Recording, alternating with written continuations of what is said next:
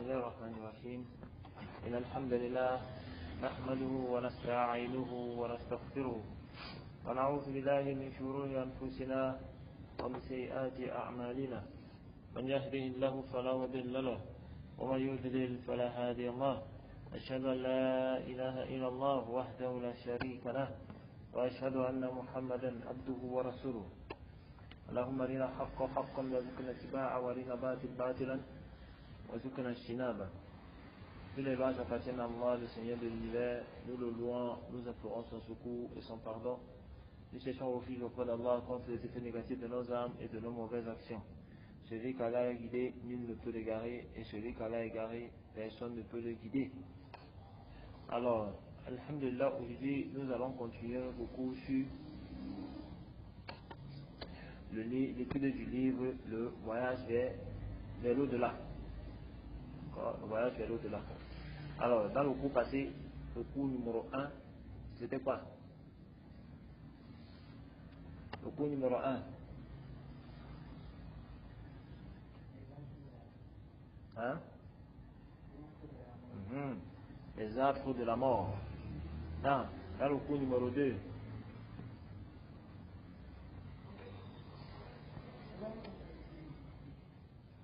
On a parlé du cours numéro 2.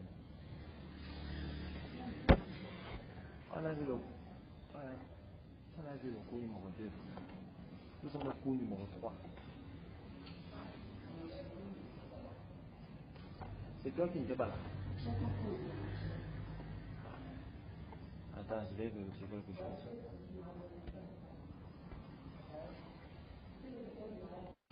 Dans le cours numéro 2, on a vu قبض الروح وصعودها. D'accord? C'est-à-dire la saisie de l'âme. Lorsque l'ange de la mort vient, il touche la personne. D'accord? La personne meurt et son âme ne reste pas, même pas une seconde dans les mains de l'ange de la mort. Et puis les anges qui l'ont accompagné saisissent son âme. D'accord?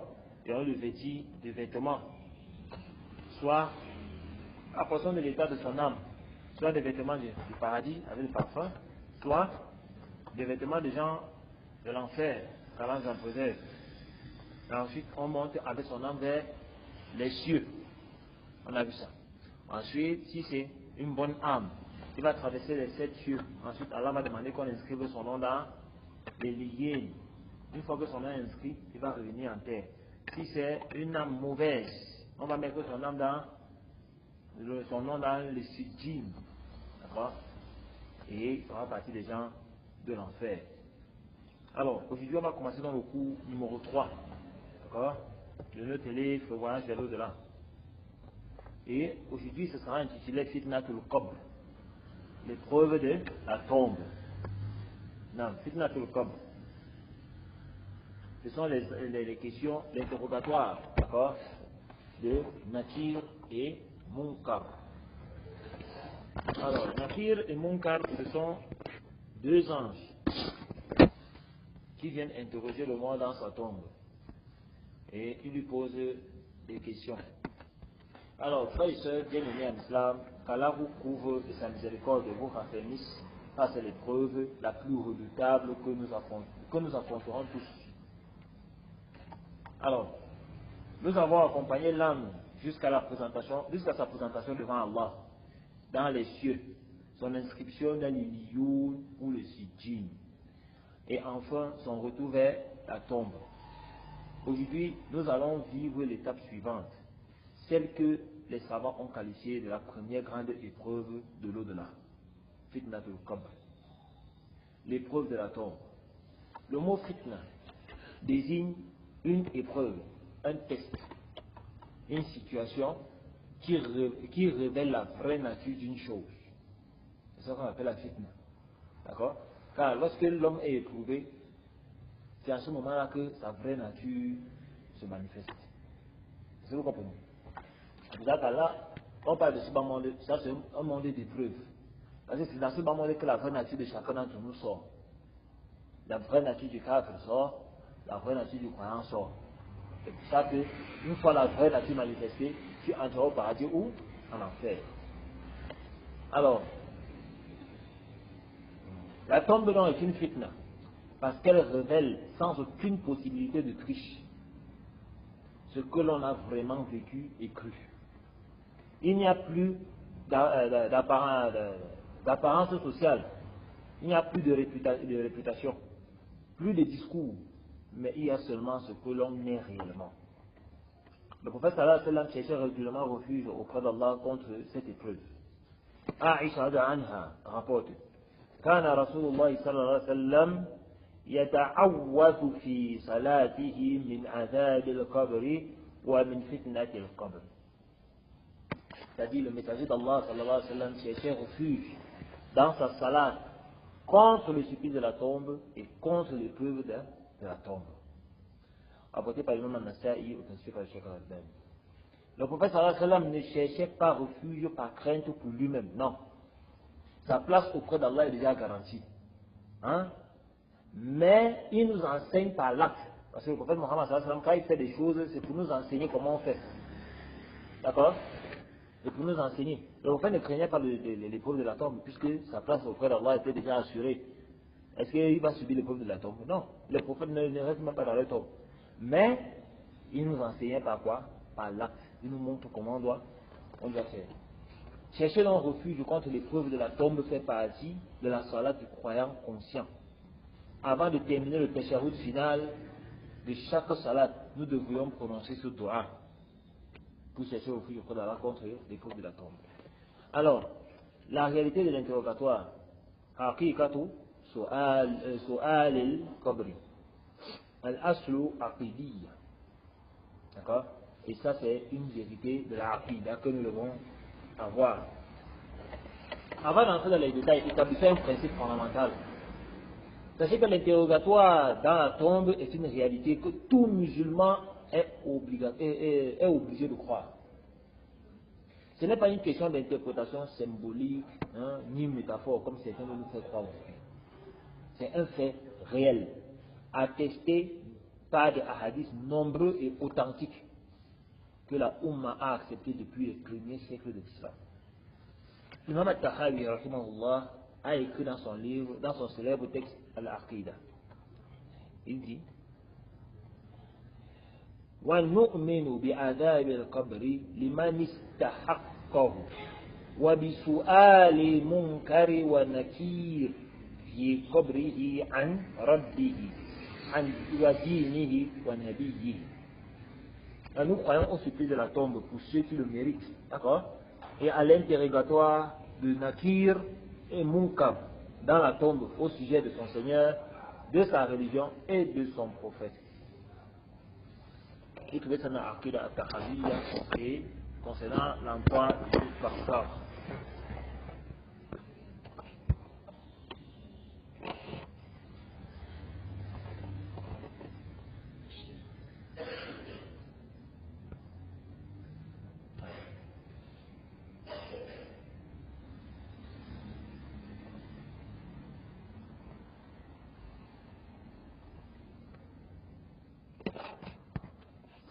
Alors, les deux anges, il faut savoir que les deux anges,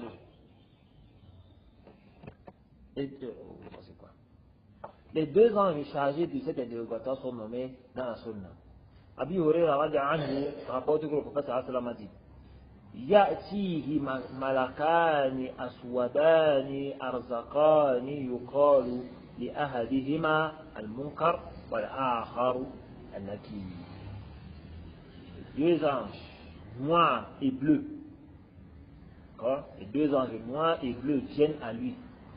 L'un s'appelle Munkar et l'autre s'appelle Nakir, apporté par l'imam At-Tirmidhi. D'accord? Et aussi par le Cheikh al-Albani, et l'imam At-Tirmidhi même l'a qualifié ce hadith de Hassan Qarib. Notons que certains hadiths emploient le nom Munkar et Nakir pour le croyant, et d'autres versions Nakir et Nakir. Nakir et Nakir. D'accord? D'autres versions mentionnent Nakir et Nakir. Ibn Hajar, rahimahullah, mentionne al-Fath que pour le croyant, les anges qui viennent sont désignés par certains comme étant moins terrifiants. donc par certains comme étant moins intellectuels. Les mêmes anges, même qui apparaissent différemment selon l'état du mort. D'accord? Les mêmes anges là, ils apparaissent selon l'état de la personne qui est morte. L'essentiel est la réalité de l'interrogatoire lui-même, attesté par des textes multiples et concordants. L'interrogatoire a donc lieu après que le défunt ait été déposé dans sa tombe. Après qu'on l'ait posé dans la tombe. Et que ses proches qui l'ont enterré ont quitté le lieu. D'accord? Ils ont quitté le lieu. Le hadith de Anas ibn Malik est très explicite sur le sujet.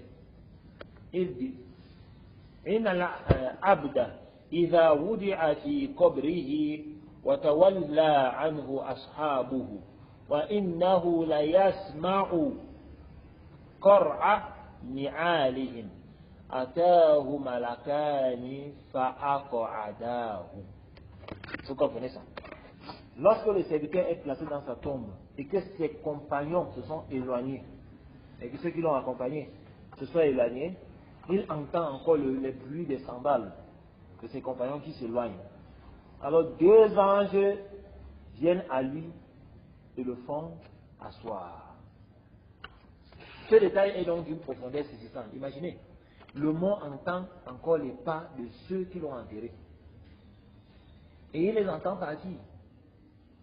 Et c'est dans ce moment de solitude absolue, parce qu'il est là-bas seul. Quand la dernière présence humaine s'éloigne, que les deux anges maintenant arrivent. Il y aura, là-bas, il n'y aura plus d'avocats, plus de témoins, plus de soutien humain. La famille est partie. L'imam est parti. Tout le monde est parti. Il reste seul avec son Seigneur et ses œuvres. Et avec les deux anges dont la mission est de révéler la vérité. Allah subhanahu wa ta'ala nous dit cela dans le Coran depuis longtemps. Allah subhanahu wa ta'ala dit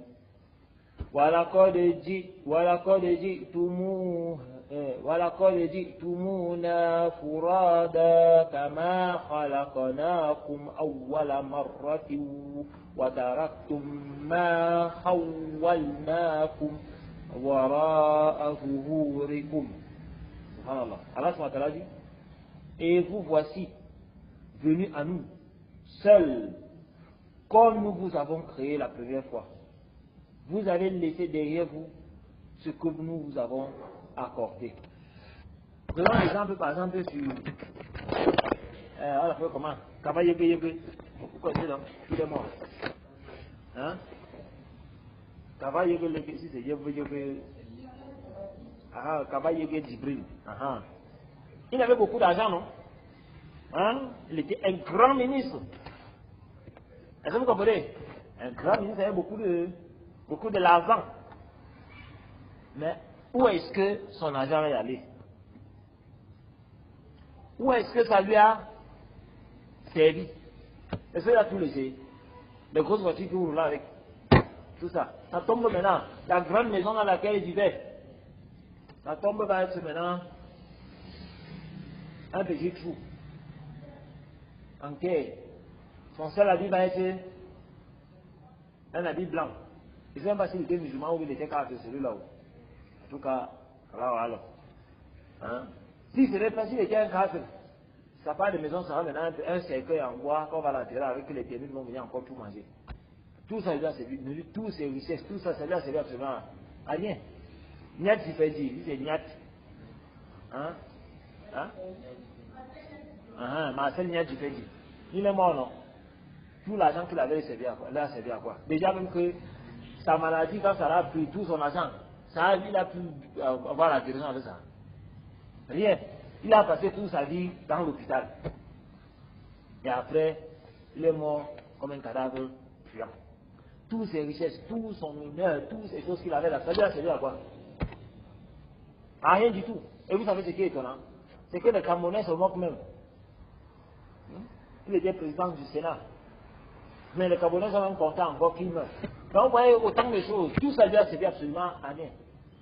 Maintenant quand il se retrouvera maintenant devant les anges, il n'aura rien. il n'aura rien. Voilà, Moustapha. Vous savez qu'Allah subhanahu wa ta'ala, il dit, vous voici venus à nous, tout seuls, tout comme nous avons créé la première fois. Vous avez laissé derrière vous ce que nous vous avons accordé. L'interrogatoire donc porte sur 3 questions. Elles sont simples en apparence, mais elles sont en réalité le condensé de toute ta vie. Elles englobent les fondements de la foi islamique. Ma Rabbuk, qui est ton Seigneur?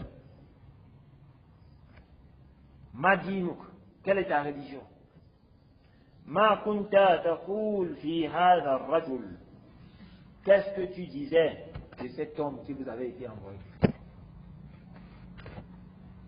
Vous voyez que tout ça, Rabbun, Dinun, Nabiyun, c'est quoi? At-Tawhid, l'Islam et la prophétie. Tout ça, ça englobe toute ta vie. Le Tawhid, c'est pour ça qu'on va te marquer ton Seigneur. Maintenant, sur quoi tu as vécu? L'Islam ou la mécréance? Parce que l'Islam englobe toute ta vie. Comment tu as pratiqué l'Islam? Sur quoi tu as vécu? Qui est-ce que tu suivais? Ce prophète qui vous a été envoyé. Est-ce que tu le suivais? Tu lui obéissais? Tu t'abstenais des interdits? C'est comme tu as vécu là que tu vas répondre. Ces 3 questions sont le reflet des 3 témoignages fondamentaux. Allah est notre Seigneur, ça c'est le Tawhid. L'Islam est notre religion, qui est la charia, le mode de vie. Et Muhammad est le messager d'Allah, sallallahu alayhi wa sallam, qui est la prophétie. Toute la religion tient donc dans ces 3 réponses. Et c'est précisément pourquoi ces questions ne peuvent pas être mémorisées et récitées mécaniquement. Même si tu les mémorises ici-bas, tu fais mémoriser c'est un cas, il meurt, il ne pourra pas répondre. Il ne pourra pas. Ce sont donc les questions auxquelles seule la vie vécue, selon la foi, peut répondre spontanément avec assurance. Le hadith de Bara ibn Azib nous donne dans la description la plus complète de cette scène. Pour le croyant, voici comment se déroule l'interrogatoire. Man Rabbuk, qui est ton Seigneur? Le croyant répond, Rabbi Allah. Mon Seigneur c'est qui?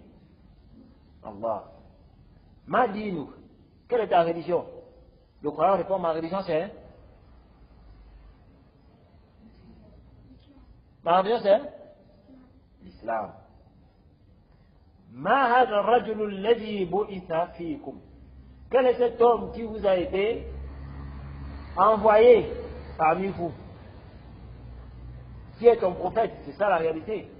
On va répondre, notre prophète c'est qui? C'est qui? Le prophète Muhammad sallallahu alayhi wa sallam. Ça c'est la réponse du croyant.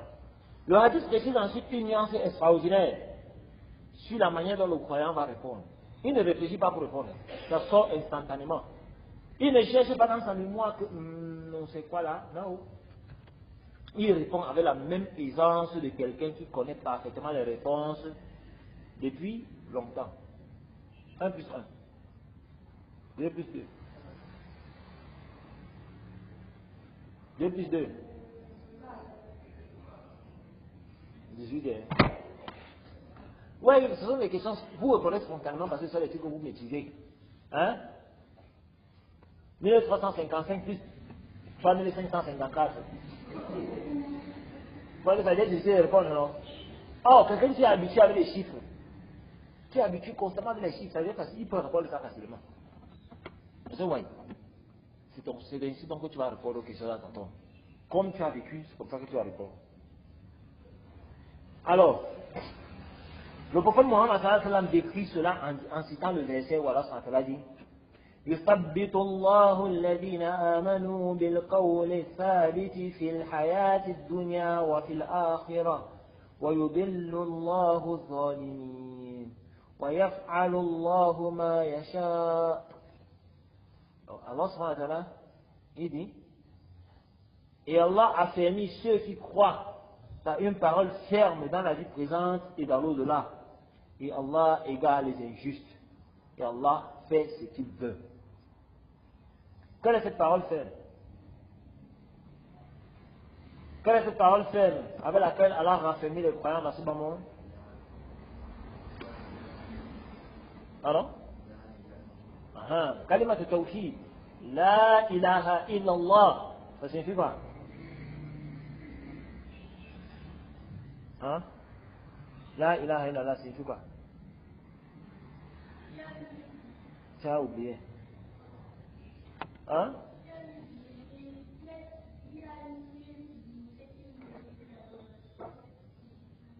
Ah, il n'y a nulle divinité qui mérite l'adoration excepté Allah. Répète. Pas de divinité qui mérite l'adoration excepté Allah. Répète. Pas la qui. La ilaha illallah. Pas de divinité qui mérite l'adoration sauf Allah. Pas de divinité qui mérite l'adoration sauf Allah.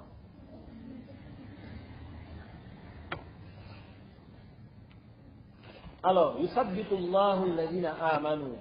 C'est Allah qui est affermi, d'accord?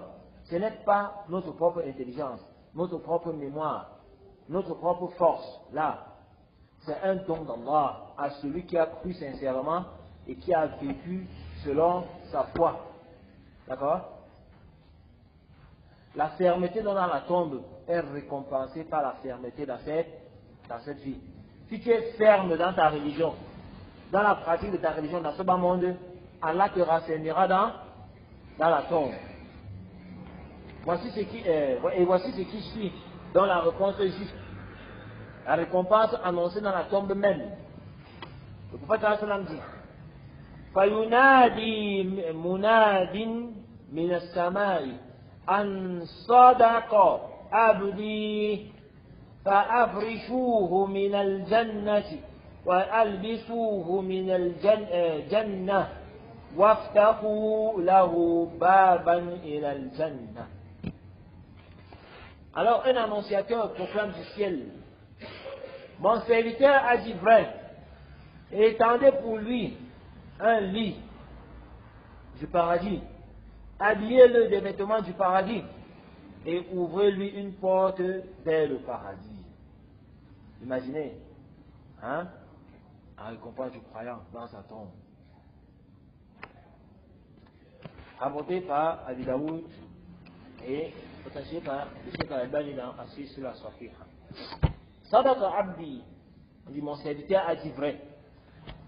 Deux mots d'Allah qui valent l'univers tout entier, subhanallah.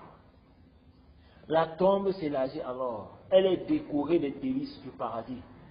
Une fenêtre est ouverte donnant directement sur le jardin du paradis. Et le croyant attend la résurrection dans un état de bonheur et de sérénité. Il attend la résurrection dans un état de bonheur et de sérénité. Allahu Akbar. Maintenant, la réponse de l'hypocrite et du kafir. La même scène se produit pour le kafir et l'hypocrite. Mais les résultats sont opposés. Dans la hadith d'Al-Bara ibn Hazib, il décrit. On lui demande, Man Rabbuk? Il dit, ça c'est le kafir. La adéri. On lui dit, Ma dinu? Il répond, la adéri. Ma hadha ar-rajul alladhi bu'itha fikum? Quel est cet homme qui vous a été envoyé? Il dit, la adéri. Je ne sais pas. Je ne sais pas. Alors, ça c'est le bégaiement. Vous voyez, la adéri. Hein? Ça c'est le bégaiement pathétique. Cette confusion, cette incapacité totale à répondre à des questions aussi simples. Celui qui a peut-être prononcé la shahada en ce monde, qui s'appelait musulman, qui connaissait peut-être les mots de la réponse, dans la tombe, cette réponse ne sort plus. Il pratiquait un islam taillé sur mesure. Il disait que je suis musulman, alors qu'au fond, il était un hypocrite. Il choisissait de l'islam ce qui l'arrange. Et ce qui ne l'arrange pas, il détestait cela et il rejetait. Et ceux-là qui pratiquent un islam taillé sur mesure, un islam. Il prend de l'islam ce qui l'arrange, ce qui ne l'arrange pas, il rejette. La hawla wa la quwwata illa billah. Elle ne sort pas parce qu'elle n'est pas gravée dans le cœur. Elle n'est pas gravée dans le cœur parce qu'elle n'a jamais été vécue. Il n'a pas vécu l'islam. Et la suite est terrifiante. فينادي مناد من السماء أن كذب فأفرشوه من النار وألبسوه من النار فافتحوا له بابا إلى النار قال فيأتيه من حرها وسمومها. سبحان الله. Alors un annonciateur proclame du ciel, il a menti. Étendez pour lui un lit de feu, habillez-le des vêtements de feu et ouvrez-lui une porte vers le feu. Une porte vers le feu. Il lui parvient alors sa chaleur et ses bancs brûlants. Là, ça tombe. Il commence à goûter au châtiment avant le grand châtiment. Quand il a menti. Ce n'est pas seulement qu'il ne savait pas. Non. C'est qu'il a menti toute sa vie. En se prétendant comme croyant, alors qu'il ne l'était pas dans son cœur. Ou en vivant comme si Allah n'existait pas. La tombe révèle donc ce mensonge fondamental. Parfois on l'enquête comme ça, on prie sur lui, on croit que c'est un musulman. Alors que c'est un hypocrite. Un kafir. Oui, ça c'est grave. Et pour le munafiq en particulier, l'hypocrite, le Coran nous donne une image terrifiante de son état au moment de cette question-là. Allah subhanahu wa ta'ala dit وَمِنَ النَّاسِ مَنْ يَقُولُ آمَنَّا بِاللَّهِ وَبِالْيَوْمِ الْآخِرِ وَمَا هُمْ بِمُؤْمِنِينَ يُخَادِعُونَ اللَّهَ وَالَّذِينَ آمَنُوا وَمَا يَخْدَعُونَ إِلَّا أَنفُسَهُمْ وَمَا يَشْعُرُونَ. Allah subhanahu wa ta'ala dit, et parmi les gens, il y en a qui disent, nous croyons en Allah et au jour dernier. Mais ils ne sont pas croyants. Ils cherchent à tromper Allah et ceux qui ont cru. Mais ils ne trompent qu'eux-mêmes. Et ils ne s'en rendent pas, ils ne s'en rendent pas compte. Ils se trompent eux-mêmes et ils ne s'en rendent pas compte. L'un des aspects les plus frappants de la vie dans la tombe est ce que subit le corps lui-même. La tombe n'est pas un espace neutre. Elle réagit à son occupant. Pour le croyant, le hadith précise ثم يفسح له في قبره 70 ذراعا في 70 وينور له فيه ثم يقال له نم فيقول أرجع إلى أهلي فأخبرهم فيقال نم فنومة العروس الذي لا يوقظه إلا أحب أهله إليه. الله أكبر. Sa tombe est ensuite élargie pour lui de 70 coudées sur 70. Elle est illuminée pour lui. Puis on lui dit, dors. Il dit, puis-je retourner auprès des miens pour les informer? Puis-je revenir pour aller informer ma famille? Puis-je revenir pour aller informer les miens sur terre? Que voilà ce qui m'est arrivé, voilà ce que j'ai, voilà. On lui dit, dors, comme dort le jeune marié, que le seul, le plus aimé de ses proches peut réveiller. On dit quoi? Dors comme le jeune marié. Ouais, les célibataires, il ne faut pas connaître. Dors comme le jeune marié, que seul le plus aimé de ses proches peut le réveiller. C'est quand vous allez vous marier que vous allez comprendre le sommeil du jeune marié. C'est un vieux quoi. Il ne faut même pas imaginer. Hein, c'est ça les célibataires, il ne faut pas connaître. Quand vous allez vous marier, la première nuit que vous allez dormir, vous allez voir que c'est un sommeil qui n'est pas comme n'importe lequel. C'est le meilleur sommeil. C'est dans toute ta vie tu n'as même pas dormi. C'est le jour là que tu dors en vrai. Tu dors le vrai sommeil. Parce que tu es aux anges. Hein? Parce que tu es aux anges. Laissez, mariez-vous. Vous allez comprendre. 70 coudées sur 70. Un espace vaste, lumineux, confortable. Et la tombe devient un endroit de repos, paisible jusqu'à la résurrection. La comparaison au sommet du jeune marié est magnifique. Un sommet de bonheur, de contentement, d'attente heureuse. Ouais. Vous ne connaissez pas ici? Non, vous parlez par expérience. On parle par expérience. Non. Le mécréant, en revanche, la tombe se resserre. Le prophète sallallahu alayhi wa sallam a dit, وَلَوْ كَانَ أَحَدٌ نَاجِيًا مِنْ ضَمَّةِ الْقَبْرِ لَنَجَا سَعْدُ بن مُعَاذٍ. Il dit, si quelqu'un devait être épargné de la compression de la tombe, ce serait Sa'd ibn Mu'adh, apporté par Nasaï. Sa'd ibn Mu'adh est l'un des plus grands compagnons, celui pour lequel le trône d'Allah a tremblé à sa mort. Quand il est mort, le trône d'Allah a bougé. Et pourtant, lui-même a subi la compression initiale de la tombe. Parce que quand on enterre, la tombe précède d'abord. Mais c'était une compression légère, brève, selon les commentateurs. Et cela nous indique que cette compression touche tout le monde d'une certaine mesure.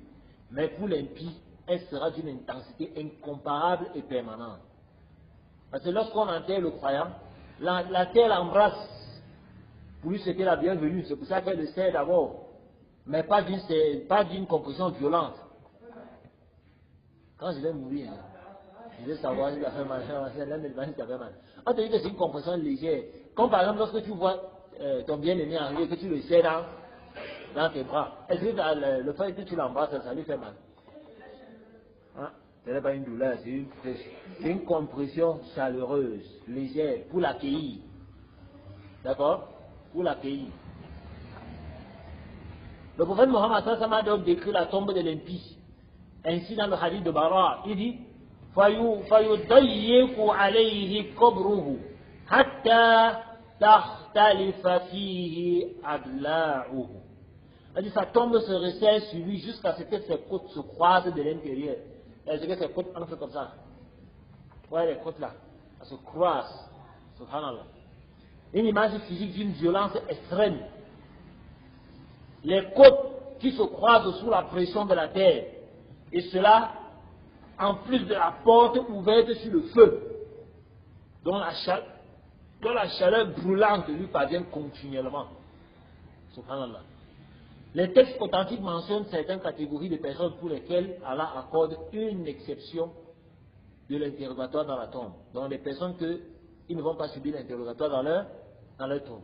Ou une protection particulière contre les difficultés de la tombe. Première catégorie, on a le martyr. Le prophète Mohammed sallallahu alayhi wa sallam a dit Yakfi shahida min al-fitnati al-darbatu allati qutila fi biha. Le martyr est suffisamment éprouvé par le coup de l'épée qu'il a tué. Donc il suffit, d'accord, comme fitna pour lui, le coup qu'il a tué. C'est-à-dire que le martyr, lui, il a subi son épreuve. Son épreuve, c'est la cause pour laquelle il est mort. Ce qui fait que justement, l'épreuve de la tombe, lui, ne subit pas ça. Donc, le martyr a donné la preuve ultime de sa foi par son sacrifice. L'interrogatoire est donc une épreuve destinée à révéler la foi. Le martyr est déjà révélé par l'acte le plus éloquent qui soit. Le fait qu'il soit mort pour sa foi, c'est une preuve claire qu'il a la foi. Non.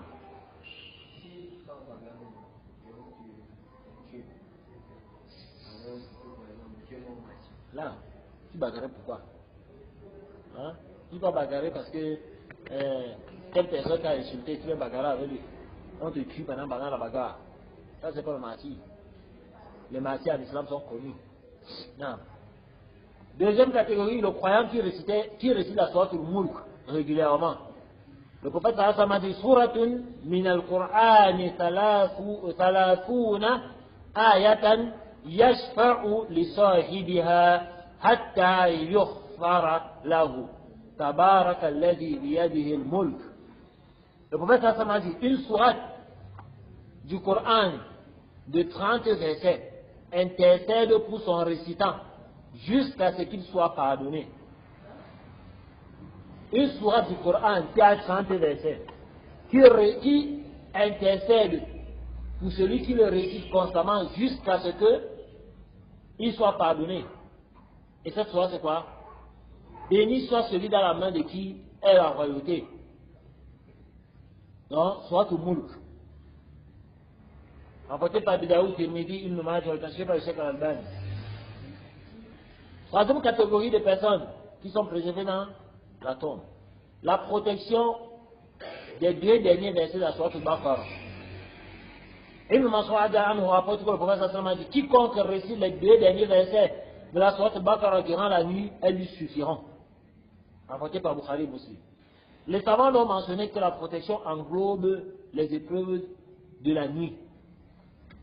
Et Ibn Qayyim et d'autres ont inclus dans leurs commentaires la sollicitation des épreuves du barzakh ou celui qui en fait une habitude constante. C'est-à-dire que celui qui récite les 2 derniers versets de la Sourate Al-Baqarah, elle lui suffit contre tout. Qui connaît les 2 versets?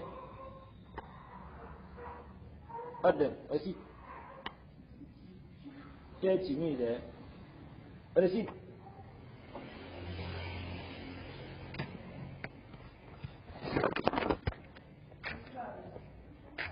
Récite, c'est pourquoi? Récite.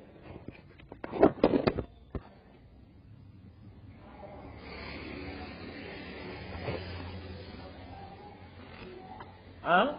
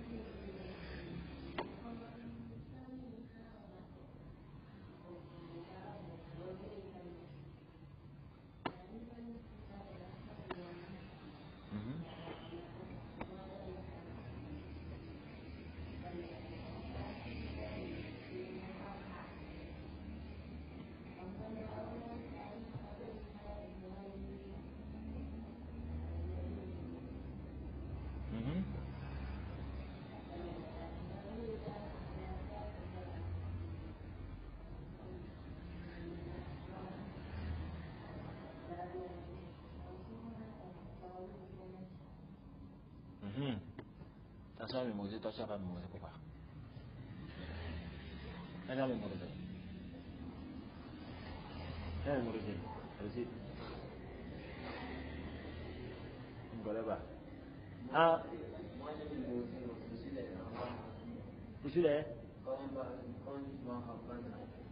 Moi, j'ai mémorisé les 2 derniers versets de la Sourate Al-Baqarah. Toi, tu me cites les Rabbana. Il y a ça de là aussi, mais récite tous les 2 versets. آمن الرسول بما أنزل إليه من ربه والمؤمنون كل آمن بالله وملائكته وكتبه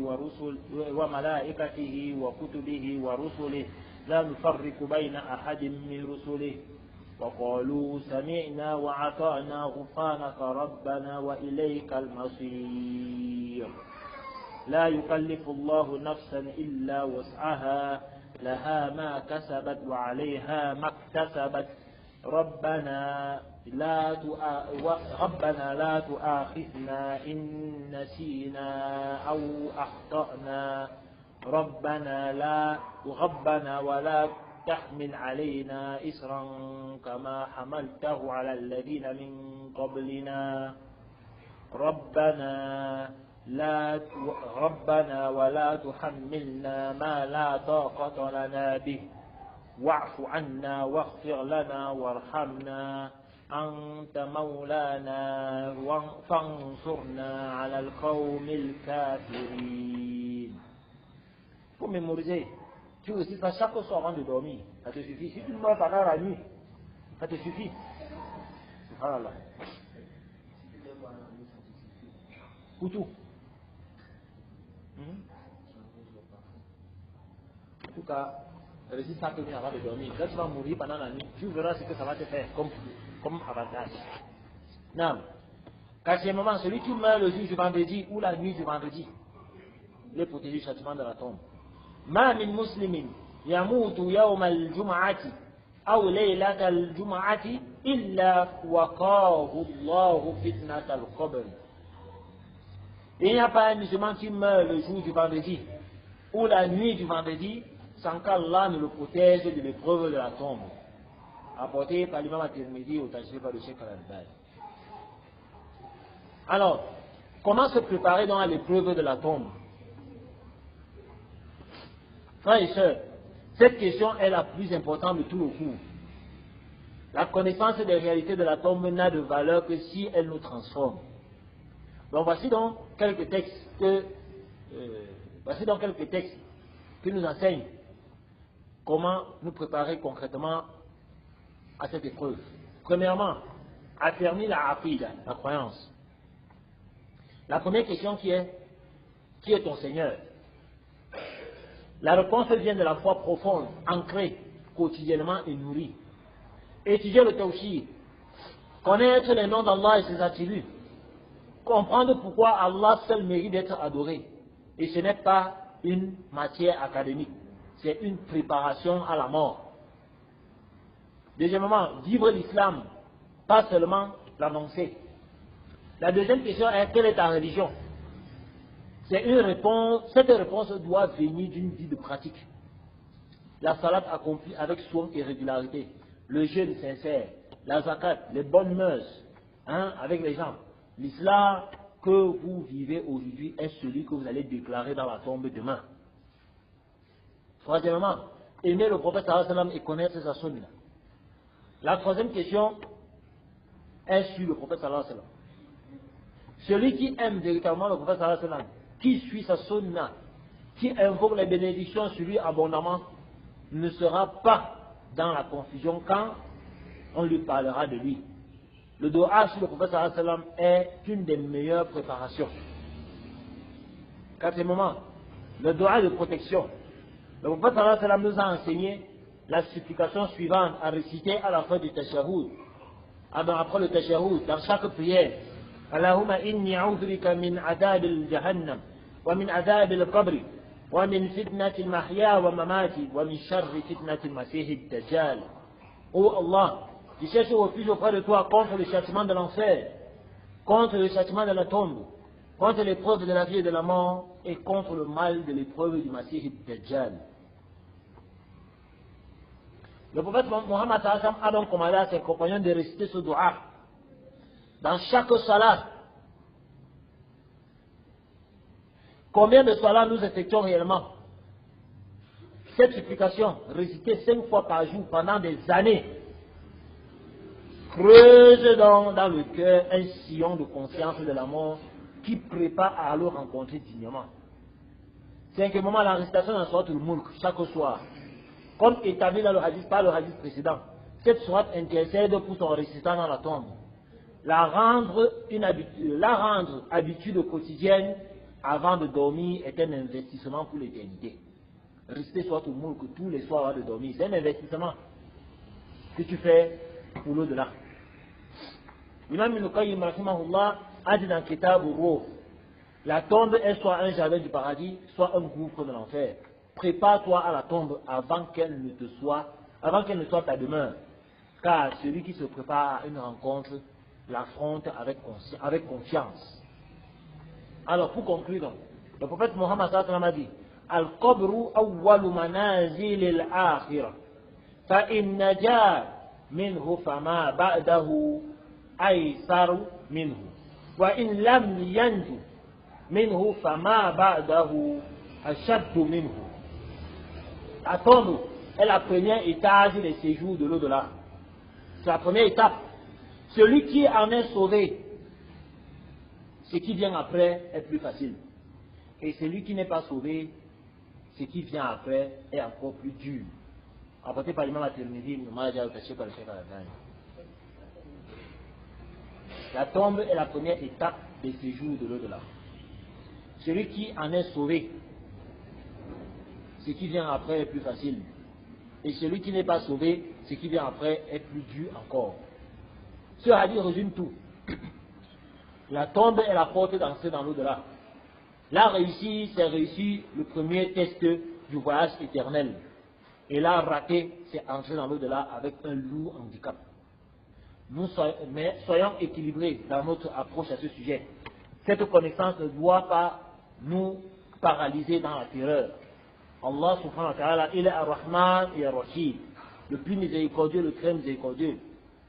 Celui qui se repent sincèrement, qui accomplit ses obligations, qui cherche Allah avec honnêteté, celui-là a toutes les raisons d'espérer.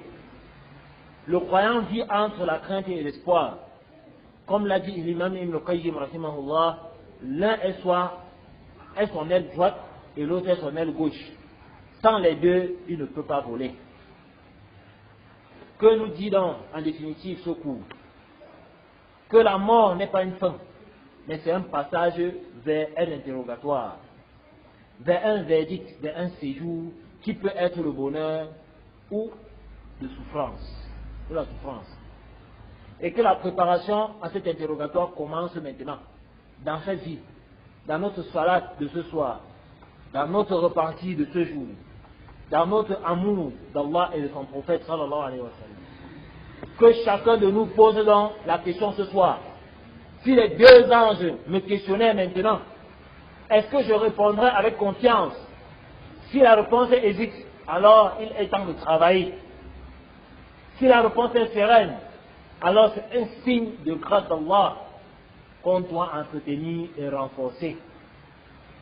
Dans le prochain cours, nous aborderons en détail la vie du barzakh, après l'interrogatoire, les délices de la tombe pour le croyant, le supplice pour l'impie, les causes du supplice, les actes qui protègent du supplice, une étape que nous traverserons tous.